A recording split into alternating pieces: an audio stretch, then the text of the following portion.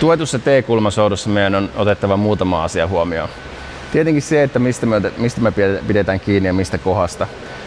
Jos se laite on tämän näköinen, missä on sekä ihan vaakatasossa kahvat että viistossa, niin sanomattakin varmaan selvää, että jos me otetaan näistä kahvoista kiinni, niin meidän kannattaa silloin viedä se liike sinne lapojen väliin. Kun sitten taas näistä kahvoista kiinni pitäessä me saadaan sellainen hyvin alataljamainen puristus. Harjoitellaan se alataljamainen puristus, eli otetaan noin puolivälistä kiinni.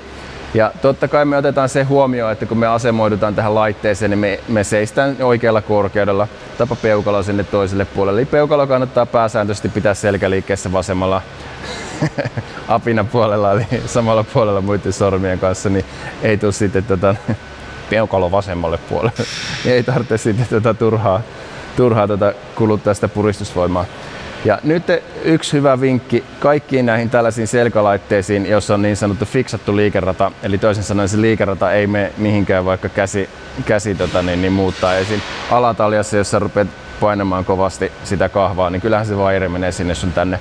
Mutta tässä näin sä pystyt aika hyvin, pystytään hartioita tänne kohti lonkkaa painamalla, eli kohti meidän tossuja painamalla. Me pystytään pelkästään sillä, että me otetaan rintaa vähän pystyä, painetaan hartioita tästä näin voimakkaasti tänne lonkan suuntaan.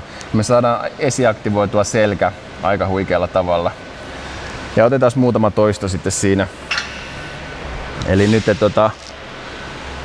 nyt kunnon venytys, hyvä. Ja sitten rinta irtoaa hieman siitä, eli ei tulla ihan niinku, ei nosta seisoon siinä laitteessa, vaan rinta irtoaa siitä penkistä hieman.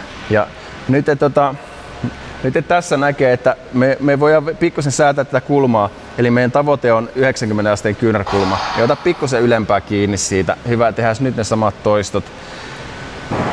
Hyvä, just noin. Eli nyt se on lähempänä 90 astetta. Ja tässäkin liikkeessä huomatkaa, ei ole tärkeää, että me viedään se kyynärpää sinne kattoon asti, vaan se riittää, että me saadaan se olkavarsi vedettyä tuohon kyljen kohdalle ja otapa se katse sinne vähän eteenpäin. Eli katsetta ei koskaan kannata pitää, niin leukaa ei kannata pitää rinnassa, vaan semmoinen reipas ylväs ryhti aina.